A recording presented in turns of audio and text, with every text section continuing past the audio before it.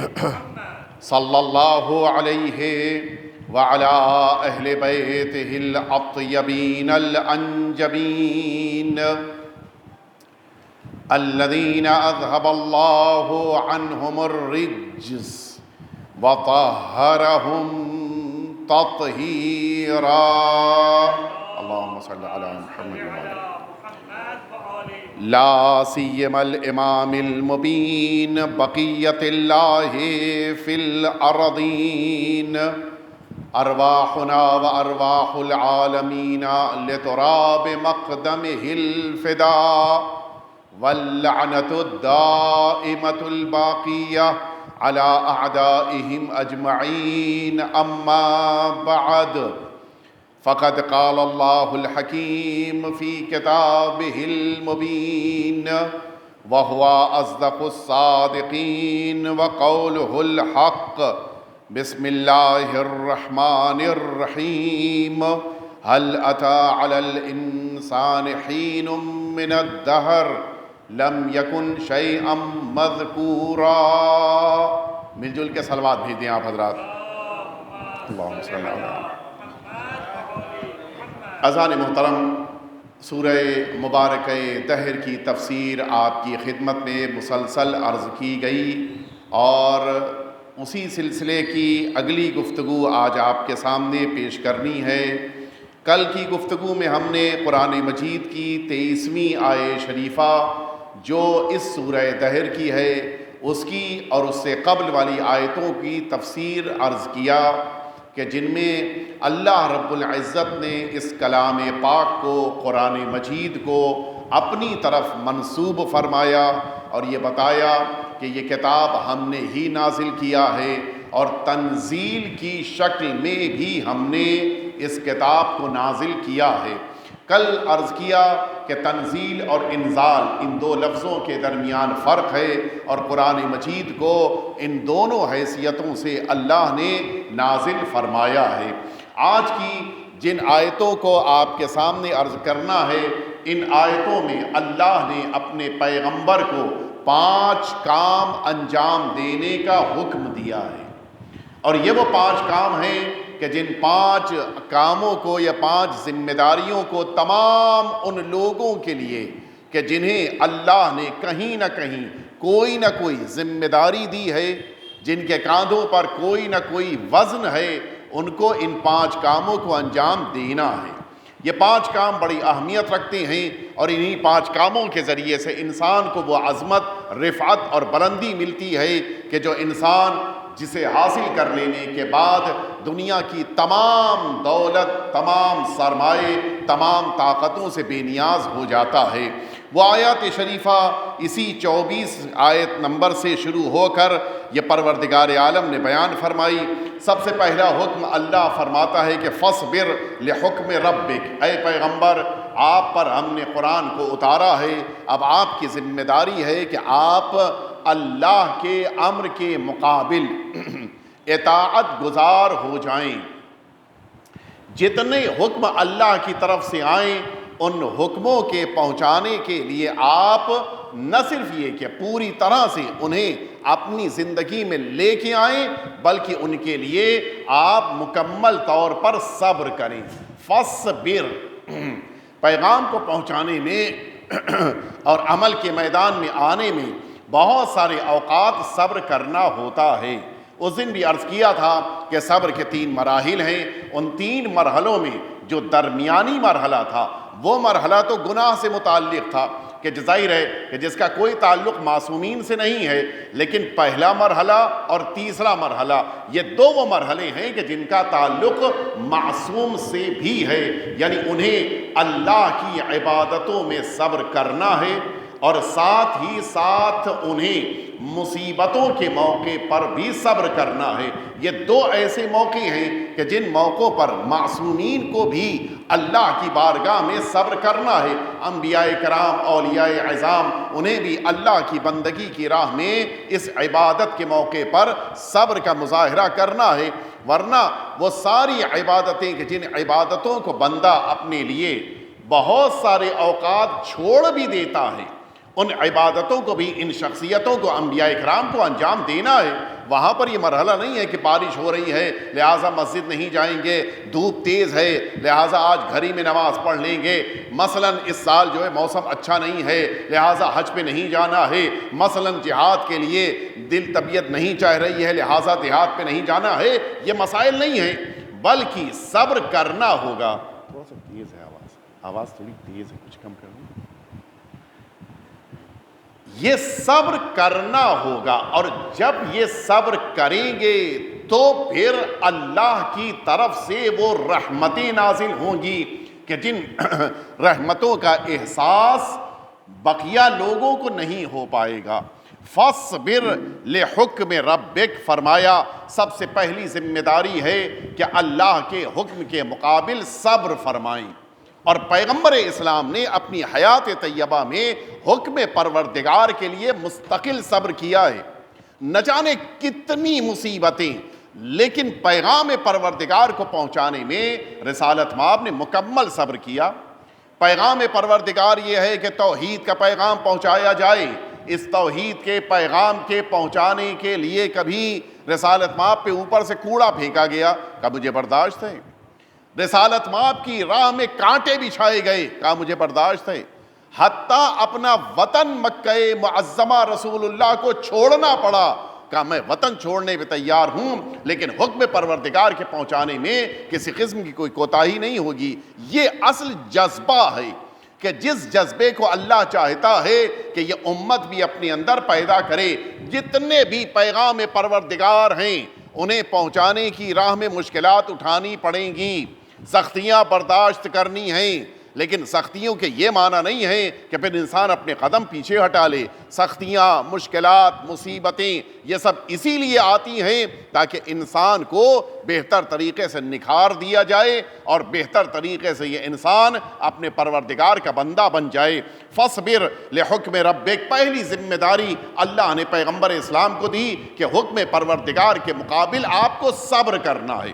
دوسرا مرحلہ وَلَا تُطِعْ مِنْهُمْ آثِمًا أَوْ كَفُورًا، یہ ذرا سا سخت اور اہم ذمہ داری ہے جس پر ہم سبھی کو توجہ دینا ہے۔ فرمایا اے میرے پیغمبر، آپ اس دنیا میں تشریف لائے ہیں، سامنے آنے والے گنہگار ہوں گے، سامنے آنے والے اللہ کا انکار کرنے والے ہوں گے، یہ چاہیں گے کہ آپ کو آفر دیں، توجہ فرمانے میں کیا عرض کر رہا ہوں، یہ چاہیں گے کہ آپ کو لالچ دیں، یہ چاہیں گے کہ آپ کو بہت ساری چیزیں عطا کریں، یا اس کے مقابل آپ کو ڈرائیں گے، آپ کو دھمکائیں گے، آپ کے خلاف سازشیں کریں گے، آپ کے قتل کی کوششیں کریں گے۔ فرمایا کچھ بھی ہو جائے، کسی گنہگار اور کسی اللہ کا انکار کرنے والے کی بات کو آپ نہیں مانیں گے۔ کچھ بھی ہو جائے آپ کسی گنہگار کی بات نہیں مانیں گے، کچھ بھی ہو جائے اللہ کا انکار کرنے والے کی بات کو آپ نہیں مانیں گے۔ یہی مکہ معظمہ ہے۔ سارے مکے کے ان لوگوں نے جو اللہ کو نہیں مانتے تھے آ کے جناب ابو طالب سے کہا کہ آپ اپنے بھتیجے کو سمجھائیے، اس سے کہیے کہ ہمارے خداؤں کو برا کہنا چھوڑ دیں، ہم ساری دولت ان کے قدموں میں لا کر رکھ دیں گے، بلکہ سارے گھرانے میں جو سب سے اچھی کوئی لڑکی خاتون ہے اس سے عقد کر دیں گے۔ بس کرنا کیا ہے، آپ اپنے بھتیجے سے کہیے کہ وہ خاموش ہو جائیں، اللہ کا پیغام نہ پہنچائیں۔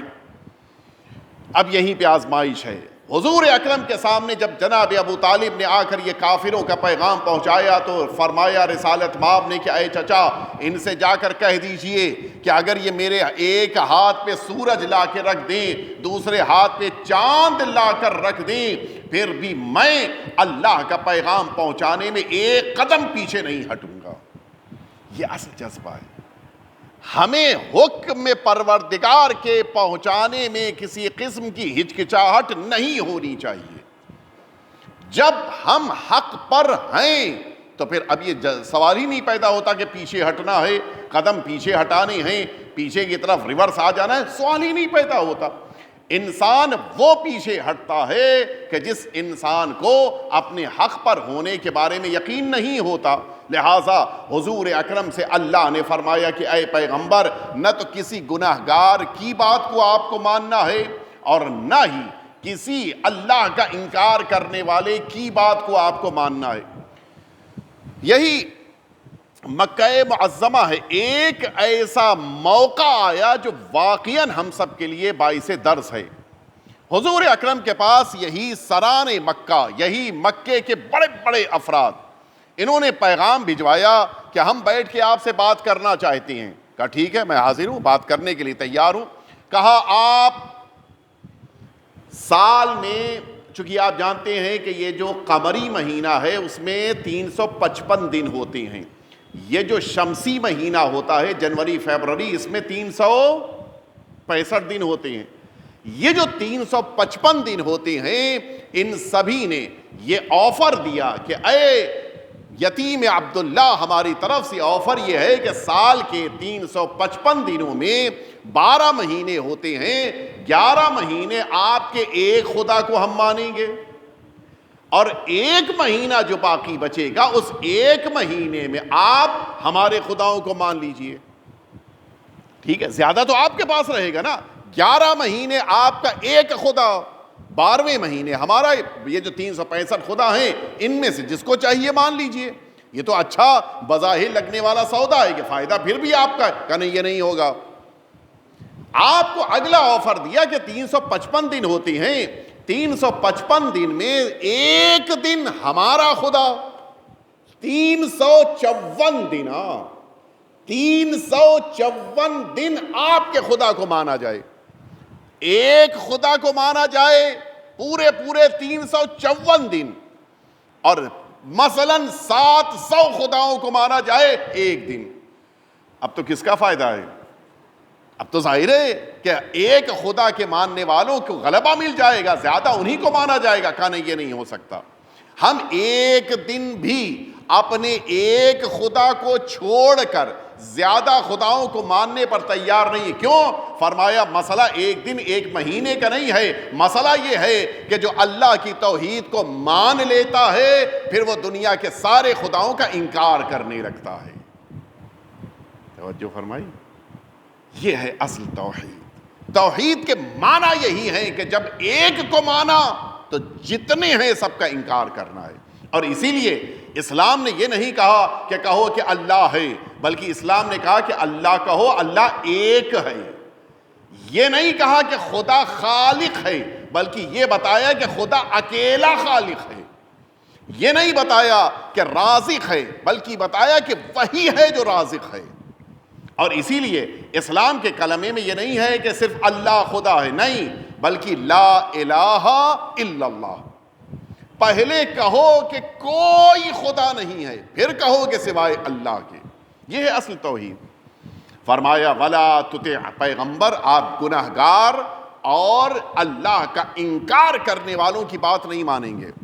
حضور اکرم نے عملی طور پہ دکھایا ہے، حتیٰ پورا مکہ دشمن ہو چکا ہے۔ عجیب ہے، مکہ پورا دشمنوں سے چھلک رہا ہے، ہر گھر میں رسول اللہ کا دشمن موجود ہے، کوشش ہے کہ رسول اللہ کو قتل کر دیا جائے، لیکن بے خوف و خطر اسی مکے میں رسالت مآب آ جا رہی ہیں، کوئی خوف نہیں ہے۔ کیوں؟ اس لیے کہ جب انسان کو اپنے پیغام کے حق پر ہونے کا یقین ہوتا ہے تو پھر انسان دنیا والوں سے ڈرتا نہیں ہے، خوف نہیں پیدا ہوتا۔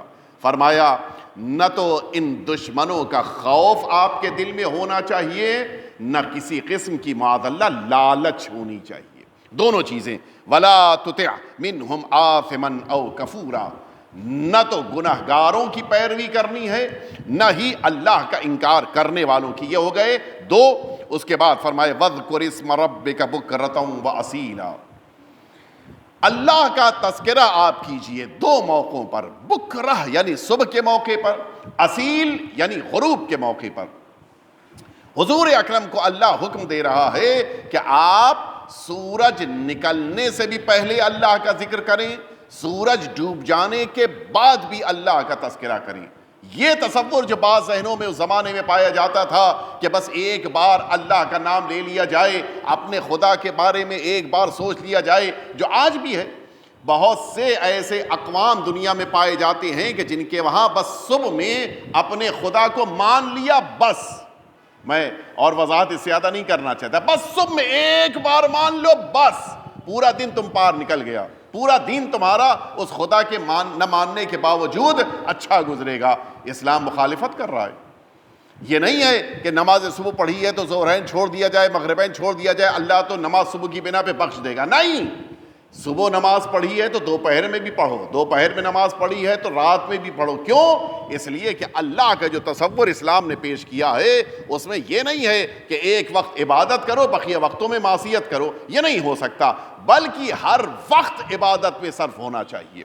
اس کے بعد قرآن مجید کہہ رہا ہے وَمِنَ اللَّيْلِ فَاسْجُدْ لَهُ، جب رات آ جائے تو پھر اللہ کے لیے سجدہ کیجئے. رات بھی اللہ کی عبادت سے خالی نہیں ہونی چاہیے. یہ نہ ہو کہ رات صرف سونے میں گزار دے انسان. فَاسْجُدْ لَهُ، اپنے پروردگار کے لیے سجدہ کیجئے. اور اس کے بعد وَسَبِّحْهُ لَيْلًا طَوِيلًا، پانچویں ذمہ داری، آپ لمبی رات میں اللہ کی تسبیح کریں. یہ پانچویں ذمہ داری بڑی اہم ہے. یہ وہ ذمہ داری ہے کہ جس کو اللہ نے ہم سبھی کے لیے قرار دیا ہے. جب رات آ جائے تو پھر جس طرح سے اللہ نے اپنے پیغمبر کو یہ ذمہ داری دی کہ مصلی پہ آ کر نماز پڑھیں، اسی طرح سے اس امت کو بھی یہ ذمہ داری دی کہ آؤ پروردگار کی بارگاہ میں آ کر نماز شب پڑھو. یہ نماز شب جو اللہ نے اپنے پیغمبر پر نازل فرمائی، وہ نماز شب ہے تو وہی کہ جو ہم امتیوں پہ ہے، لیکن جو طریقہ کار رسالت مآب کے لیے ہے وہ بقیہ سے مختلف ہے. ہم نماز شب کیسے پڑھتے ہیں؟ ہماری نماز شب کا طریقہ کار یہ ہے کہ ہم نماز شب کو ایک ساتھ کتنے رکعت پڑھتے ہیں؟ 8 رکعت نماز شب ہے، 2 رکعت نماز شفع ہے، اور 1 رکعت نماز وتر ہے. ہم لوگ اس کو شفع کہہ دیتے ہیں اور اس کو وتر کہتے ہیں. یہ قرآن میں والشفع والوتر، قرآن مجید نے جو اس کا نام رکھا ہے نماز شفع اور نماز وتر ہے. یہ 8 رکعت نماز شب ہے، 2 رکعت نماز شفع ہے اور 1 رکعت نماز وتر ہے. ہم یہ 11 رکعت ٹوٹل ایک ساتھ پڑھتے ہیں. لیکن اللہ نے اپنے پیغمبر پہ جس نماز کو قرار دیا تھا نماز شب کی شکل میں، حضور اکرم اس نماز کو کتنی دفعہ میں پڑھتے تھے؟ 6 بار میں پڑھتے تھے. 6 بار میں. رات کے ایک حصے میں اٹھے، وضو فرمایا اور آپ نے 2 رکعت نماز شب کی پہلی 2 رکعت پڑھی، آرام فرمایا. پھر آپ نے 2 رکعت نماز شب پڑھی، پھر آرام فرمایا، پھر 2 رکعت اٹھ کر نماز شب پڑھی. یہ ہو گئی 6. اس کے بعد پھر آپ اٹھے، کچھ دیر کے بعد پھر آپ نے نماز شب کی 2 رکعت پڑھی، یہ ہوئی 8. اس کے بعد 2 رکعت پھر آپ نے کچھ دیر کے بعد آرام کرنے کے بعد پڑھا، یہ ہو گئی 2 رکعت نماز شفع. پھر ایک دفعہ اٹھے آپ اور پھر آپ نے وہ 1 رکعت نماز وتر پڑھی. تو یہ 6 بار میں رسول اللہ یہ 11 رکعت نماز شب پڑھتے تھے. ہمارے لیے 1 بار میں پڑھنا مشکل ہوتا ہے، اور حضور اکرم کتنی بار میں؟ 6 بار میں پڑھتے تھے. ہم سے اگر دوبارہ وضو کرنے کے لیے کہہ دیتا ہے تو کیا حال ہوتا ہے؟ یہی شب قدر میں ایک رات ہم کو عبادت کرنی ہوتی ہے تو کوشش یہ ہوتی ہے کہ دوبارہ وضو نہ کرنا پڑ جائے کہیں، ہے یا نہیں؟ اور کبھی کبھی تو اگر وضو ٹوٹ بھی کرے چھوڑو، اب تو مستحبی عبادتیں ہیں، ہم نماز نہیں پڑھیں گے چل جائے گا بغیر وضو کے. توجہ فرمائی. حضور اکرم کو 6 بار اٹھنا ہے اور نماز شب کو پڑھنا ہے. اور یہ نماز شب ان امتیوں پر اللہ نے مستحب قرار دی ہے، واجب نہیں ہے. لیکن رسالت مآب پر اور اہل بیت اطہار پر یہی نماز شب واجب قرار دی ہے. یہ فرق ہے اس امت میں اور اہل. کہاں مقابلہ کر سکتا ہے؟ کون مقابلہ کرنے کی ہمت رکھتا ہے رسالت مآب اور اہل بیت اطہار سے؟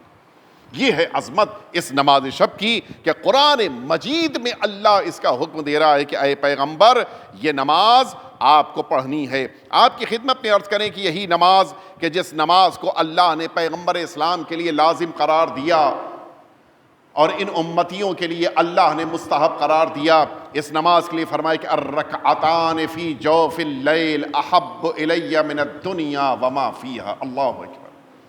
کس نے فرمایا؟ حضور ختمی مرتبہ حضرت محمد مصطفیٰ.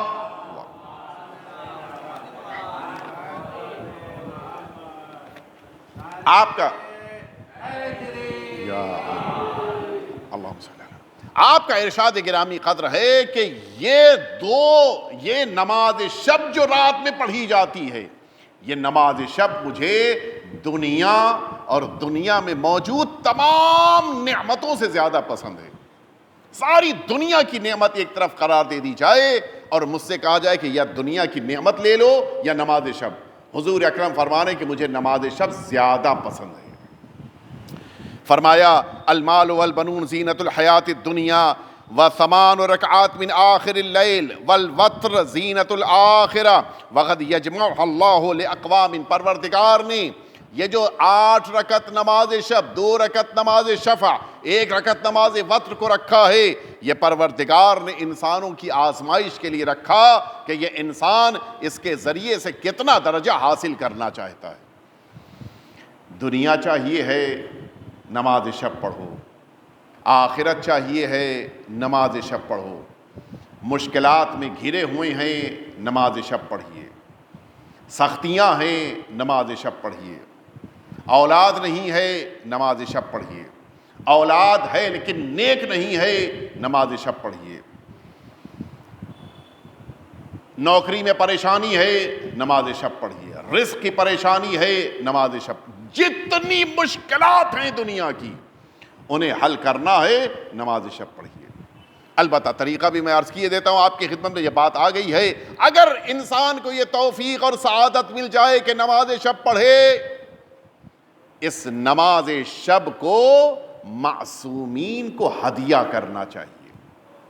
نتیجہ کیا ہوگا؟ ہماری نماز شب کا وزن بڑھ جائے گا، اس کا ویٹ بڑھ جائے گا۔ آپ نے دیکھا ہوگا، مثال کے طور پر آپ کے پاس مثلا کوئی چیز آ رہی ہو، ابھی اسی شعبان المعظم میں، ماہ رجب المرجب میں یہاں کے اوپر یہ پرچم لگا ہوا تھا، یہ جو پرچم یہاں پر لگا ہوا تھا یہ سرکار امیر المؤمنین اور سرکار سید الشہداء اور 2 معصوم بقیہ معصومین کے حرم کا پرچم تھا۔ یوں دیکھنے میں کپڑا ہے، لیکن جیسے ہی یہ معصوم سے منسوب ہو گیا، ہر ایک اس کا بوسہ لے رہا تھا، وزن پیدا ہوا نہیں ہوا۔ جب وہی عمل، وہی چیز معصوم سے منسوب ہو جاتی ہے تو اس کا وزن بڑھ جاتا ہے۔ اگر ہماری نماز شب سرکار امیر المؤمنین کو ہدیہ کر دیں، جناب سیدہ کو ہدیہ کر دیں، سرکار سید الشہداء کو ہدیہ کر دیں، ضرورت انہیں نہیں ہے، لیکن ہم نے جیسے ہی ہدیہ کر دیا ہماری اس عبادت کا وزن بڑھ گیا۔ اب جب اللہ کی بارگاہ میں یہ پہنچے گی تو یہ نہیں کہا جائے گا کہ زکی کی نماز ہے، کہا جائے گا کہ امیر المؤمنین کی بارگاہ میں جو ہدیہ کی گئی ہے وہ نماز ہے۔ وزن بڑھا نہیں بڑھا؟ بہترین طریقہ ہے۔ دنیا کی مشکلات کو حل کرنا ہے، نماز شب کے ذریعے حل کیجیے۔ سختیوں سے خود کو بچانا ہے، نماز شب پڑھیے۔ ان بدلتے ہوئے حالات میں سختیاں، پریشانیاں، مشکلات، مصیبتیں اگر آ رہی ہیں، بہترین حل ہے نماز شب پڑھیے، معصوم کو ہدیہ کیجیے۔ معصوم کی بارگاہ تک آپ کی نماز پہنچے گی، خود بخود آپ کے مسائل حل ہوتے جائیں گے۔ نماز شب کے لیے فرمایا جناب جابر بن عبداللہ انصاری نے کہ سمعت رسول اللہ یقول متخذ اللہ ابراہیم خلیلا الا لاطعامہ الطعام وصلاتہ باللیل والناس ینام۔ اللہ رب العزت نے جناب ابراہیم کو صرف اس بنا پر اپنا دوست بنایا کہ جناب ابراہیم کی 2 اچھی صفتیں، ایک بھوکوں کو کھانا کھلاتے تھے، کوئی بھوکا مل جائے اسے کھانا کھلاتے تھے، دوسرے جب لوگ سو رہے ہوتے تھے جناب ابراہیم مصلی پہ کھڑے ہو کے نماز شب پڑھتے تھے۔ اللہ اپنا دوست بناتا ہے، جسے اللہ رب العزت کا دوست بننے کا شوق ہے اسے مصلی پہ آ کے نماز شب کو پڑھنا ہوگا۔ میں عرض کروں آپ کی خدمت میں، یہی نماز شب کے لیے حضور ختمی مرتبہ حضرت محمد مصطفیٰ آپ نے فرمایا کہ افضل الصلاة بعد الصلاة المکتوبۃ الصلاة فی جوف اللیل، روزانہ کی 5 وقت کی نمازوں کے بعد جس کو اللہ سب سے زیادہ بندے کے لیے پسند کرتا ہے وہ یہی نماز شب ہے۔ آپ سمندر کے کنارے رہتے ہیں، عجیب روایت میں تشبیہ دی گئی ہے، آپ ذرا سنیں گے۔ روایت میں ہے کہ جب کوئی مرد مومن نماز شب پڑھتا ہے تو اللہ اس نماز شب پڑھنے والے کی محبت کو سمندر کے حوالے کر دیتا ہے۔ سمندر کے قطرات جہاں جہاں بھی جاتے ہیں اس ایک مرد مومن کی محبت اس کے دل میں پہنچتی جاتی ہے۔ آپ نے کچھ غور فرمایا؟ یہ نہیں کہا کہ نہر کے پانی کے حوالے کر دیا جاتا ہے، یہ نہیں فرمایا کہ تالاب کے پانی کے قطرات کے حوالے کیا جاتا ہے۔ کس کے حوالے کیا جاتا ہے؟ سمندر۔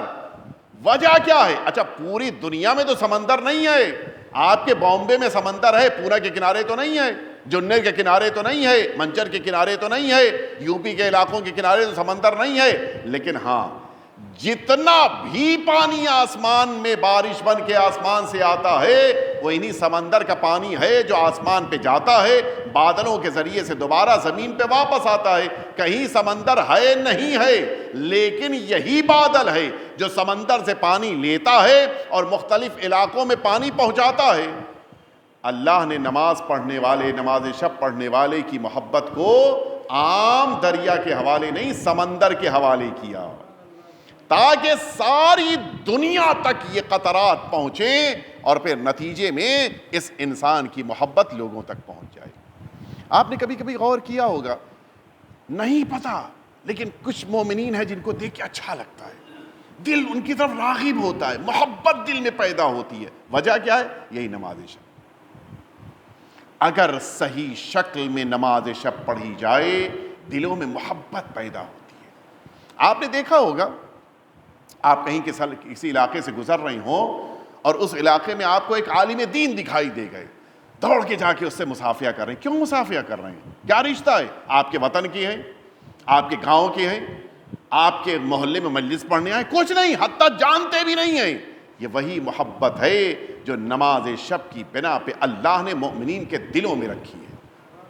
توجہ فرمائیے، بڑی قیمتی ہے نماز شب۔ فرمایا یہ نماز شب ہے کہ اس نماز شب کے ذریعے سے انسان جہاں چاہے پہنچ سکتا ہے۔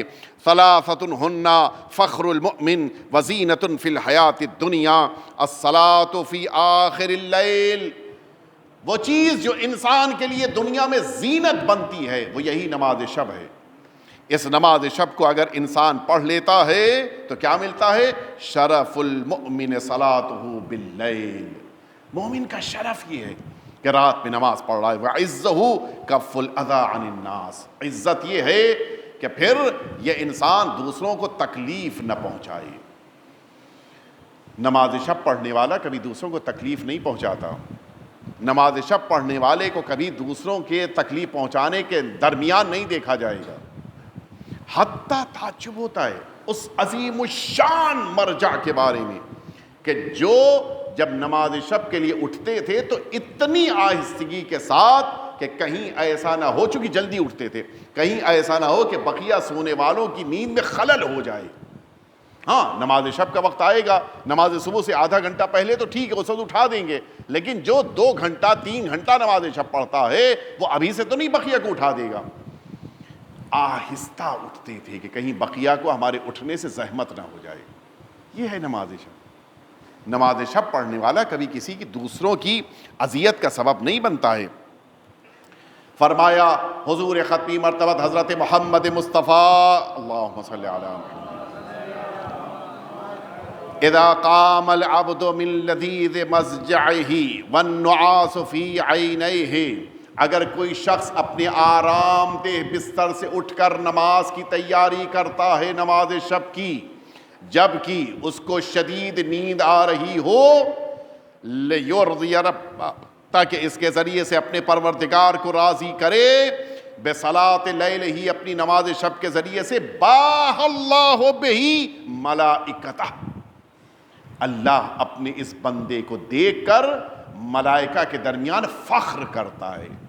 میرے ملائکہ دیکھو، میرے اس بندے کو دیکھو کہ جو آرام دہ بستر چھوڑ کر میری عبادت کے لیے آ کے کھڑا ہوا ہے۔ لوگ کہتے ہیں کہ اگر اے سی چل رہا ہو، ڈنلپ کے گدے پہ انسان سو رہا ہو، کھانا پیٹ میں بھرا ہوا ہے، کیسے اٹھ کے نماز شب پڑھے گا؟ نہیں، یہی نماز شب پڑھے گا۔ اور اسی کی نماز شب کے اوپر اللہ فخر کرے گا۔ فقال اما ترون عبدی ھذا، اللہ ملائکہ سے کہتا ہے کہ کیا میرے اس بندے کو نہیں دیکھ رہے ہو؟ قد قام من لذیذ مضجعہ، وہ اپنے آرام دہ بستر کو چھوڑ کے اٹھا ہے، الی صلاۃ، ایسی نماز کو پڑھنے کے لیے، لم افرضھا علیہ، جبکہ میں نے اس نماز کو اس پر فرض نہیں کیا ہے، پھر بھی یہ اٹھ کر نماز شب پڑھ رہا ہے۔ اشہدوا انی قد غفرت لہ، میرے ملائکہ تم سب گواہ رہنا، میں نے اپنے اس بندے کے سارے گناہ معاف کر دیے۔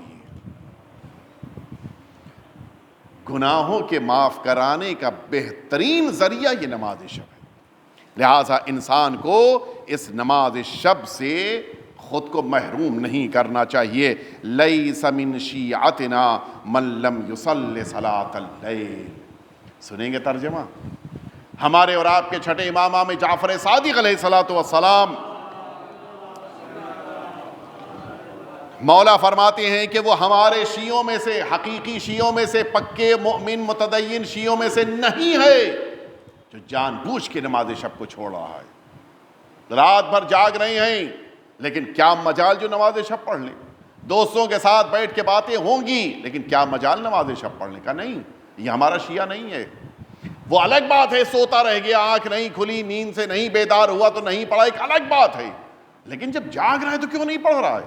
حتیٰ یہ اکیلی عبادت ہے کہ جس مستحبی نماز کو قضا پڑھنے کے لیے بھی کہا گیا ہے، کوئی اور نماز کے لیے نہیں ہے۔ اس نماز شب کے لیے کہ اگر کسی انسان سے کسی وجہ سے سو جانے کی بنا پہ نماز شب چھوٹ جائے، نماز صبح کے بعد پڑھ لیجئے، کم از کم 2 رکعت تو پڑھ لیجئے۔ اسی لیے وہ افراد کہ جن سے نماز شب چھوٹ جاتی ہے وہ نماز صبح کے بعد قضا کرتے ہیں۔ اگر کسی انسان کو یقین ہے کہ نماز صبح سے پہلے نہیں اٹھے گا تو یہ اکیلی نماز ہے کہ جس کو بیفور ٹائم پڑھ سکتی ہیں، کوئی نماز بیفور ٹائم نہیں پڑھنے کی اجازت ہے، یہ اکیلی نماز ہے۔ نماز عشاء کے بعد جب بھی انسان سونے بستر پہ جا رہا ہے، پتہ ہے کہ نماز صبح سے پہلے آنکھ نہیں کھلے گی، اجازت دی گئی ہے کہ نماز شب پڑھ لو پھر سو جاؤ تاکہ نماز شب سے محروم نہ رہ جاؤ۔ ہے کوئی نماز کہ جو بیفور ٹائم پڑھنے کے لیے کہا جائے؟ کوئی صورت نہیں ہے، صرف یہ ایک نماز ہے، اتنی اہمیت ہے۔ فرمایا لیس من شیعتنا من لم یصلی صلاۃ، وہ ہم شیعوں میں سے نہیں ہے کہ جو اس عظیم الشان عبادت کو چھوڑ رہا ہو، کہ جس عبادت کو اللہ نے اپنے پیغمبر پہ فرض کیا ہے۔ ما بال المتحجدین باللیل من احسن الناس وجہا، فرمایا وہ انسان جو نماز شب پڑھتا ہے اللہ اس کے چہرے کو بقیہ کے لیے پر نور کر دیتا ہے۔ لأنہم خلوا بربہم فکساہم اللہ من نورہ، چونکہ انہوں نے اکیلے میں، تنہائی میں، اندھیرے میں اللہ کی نماز پڑھی، اللہ نے اس بنا پر ان کے چہرے پر اپنا نور قرار دیا ہے۔ یہ ہے اس نماز کی اہمیت۔ لہٰذا بقیہ باتیں، اس لیے کہ وقت میرا پورا ہو گیا، بقیہ باتیں انشاءاللہ آپ کی خدمت میں عرض کریں گے۔ یہ اللہ نے اپنے پیغمبر کو 5 حکم دیے کہ یہ 5 عمل آپ کو انجام دینا ہے، جس میں سب سے پہلا عمل یہ ہے کہ اے پیغمبر آپ کو حکم پروردگار کے پہنچانے میں صبر کرنا ہے۔ دوسرا کام یہ ہے کہ اے پیغمبر آپ کو ان لوگوں کی جو اللہ کا انکار کرتے ہیں اور اللہ کی معصیت کرتے ہیں ان کی بات نہیں ماننی ہے۔ تیسرا حکم یہ ہے کہ اے پیغمبر آپ کو صبح میں نماز پڑھنی ہے۔ چوتھا حکم یہ ہے کہ آپ کو دوپہر میں اور شام کو نماز پڑھنی ہے، کہ جو چوتھا حکم ہے، اور پھر اس کے بعد نماز شب پڑھنی ہے۔ یہ 5 حکم پروردگار کی طرف سے اس لیے آئے تاکہ پیغمبر تک یہ پیغام پہنچایا جائے۔ مقصد پیغمبر تک پہنچانے کا اس لیے ہے تاکہ یہ امت اس پر عمل پیرا ہو سکے۔ آئیے اللہ رب العزت کی بارگاہ میں دعا کریں کہ خدارا ہم سبھی کو اس حکم پر عمل پیرا ہونے کی توفیق عطا فرما۔ الہی بحق الزہرا و ابیہا و بعلہا و بنیہا والسر المستودع فیہا ان تصلی علی محمد و آل محمد، پروردگار ہم سبھی کے آقا اور مولا کے ظہور میں تعجیل فرما۔ پروردگار ہم سبھی کو ہمارے امام کی دعاؤں میں شامل فرما، حضرت کے قلب ناظرین کو ہم سبھی سے راضی و خوشنود فرما۔ پروردگار وہ تمام مؤمنین اور مؤمنات جو قرآن کی خدمت کر رہے ہیں، جو تفسیر کی خدمت میں ہیں، پروردگار ان تمام مؤمنین کی توفیقات میں اضافہ فرما۔ پروردگار یہ تفسیر کے جلسات کو منعقد کرنے والے مؤمنین کی توفیقات میں بھی اضافہ فرما۔ پروردگار جو مؤمنین اس دنیا سے اڑ گئے ان سبھی کو جوار اہل بیت اطہار میں جگہ عنایت فرما، ہم سبھی کو خاتمہ بخیر فرما۔ ربنا تقبل منا انک انت السمیع العلیم۔